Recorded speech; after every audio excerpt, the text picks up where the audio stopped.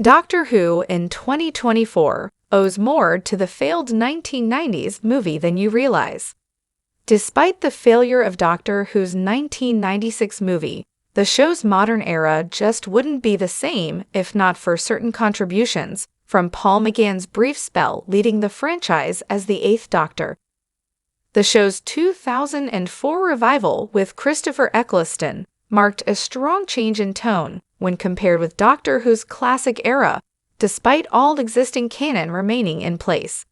In several ways, McGann's movie falls somewhere between the original run and the version that's around today, but it's certainly more similar to the newer episodes than the older ones. Of all the actors to play the Doctor, Paul McGann's tenure is among the shortest. The feature-length production in which he starred was a clear attempt to bring the franchise out of dormancy. However, despite McGann's brilliant performance, the movie's divisive script resulted in many fans rejecting it, and Doctor Who didn't come back in any meaningful way for almost another decade. McGann has since reprised his role as the Eight in the main show, one short, and several audio adventures.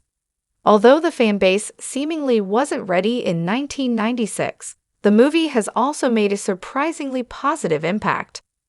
Doctor Who's modern era uses many ideas introduced by the 1990s movie. 1996 Doctor Who, the movie was a backdoor pilot for a new age of the show. The long-running British sci-fi franchise was quickly Americanized during the movie's 90-minute run, which may have contributed to long-standing fans not engaging with it quite as passionately as the show proper. That being said, it has never been decanonized, so all events within the movie remain relevant to this day, if not also a little confusing and nonsensical at times. The additions to Doctor Who's legacy, however, go far beyond the movie's polarizing world-building and extend into how the show continues to be made. Firstly, there's the story format of Doctor Who's modern era. In the original run, stories were almost exclusively spread out over around 4 episodes.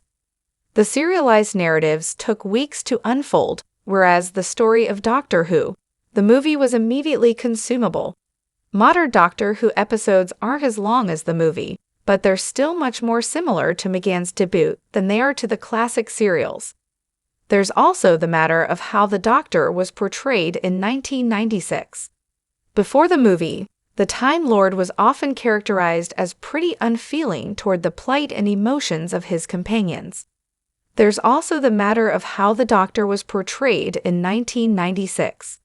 Before the movie, the Time Lord was often characterized as pretty unfeeling toward the plight and emotions of his companions.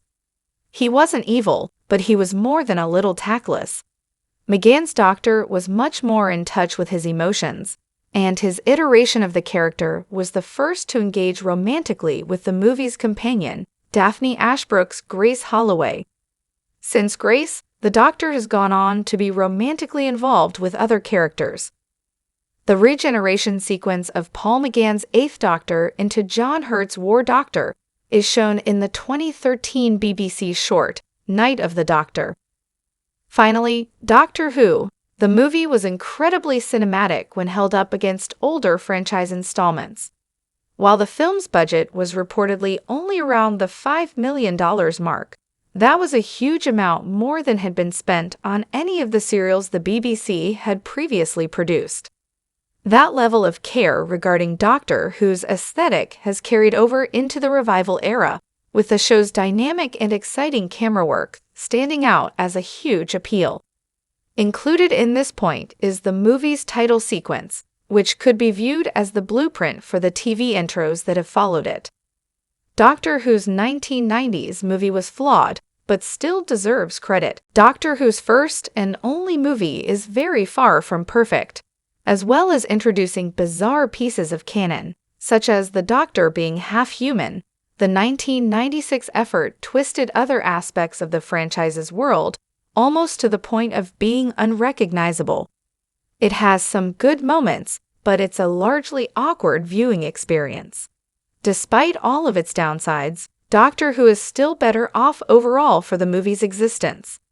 Beginning the story with Sylvester McCoy's Seventh Doctor, and allowing him to regenerate into Paul McGann was incredibly respectful. Even though it ultimately flopped, the Doctor Who movie did create a buzz among the fan base, which proved a comeback wasn't a bad idea so long after the show's cancellation in 1989. Plus, the film should receive a huge amount of credit for not completely rebooting the franchise. Beginning the story with Sylvester McCoy's Seventh Doctor and allowing him to regenerate into Paul McGann was incredibly respectful. The franchise continues to benefit from the presence of its classic Doctors from its past, which is an advantage the show would lack if the movie had done a complete overhaul. Doctor Who's movie was the bridge between the classic and modern eras. Paul McGann's first outing as the Doctor proves the franchise wasn't ready to continue in 1996. Although it boasted many updated improvements, the movie retained several of the worst aspects of Doctor Who's original run that led to its cancellation years earlier.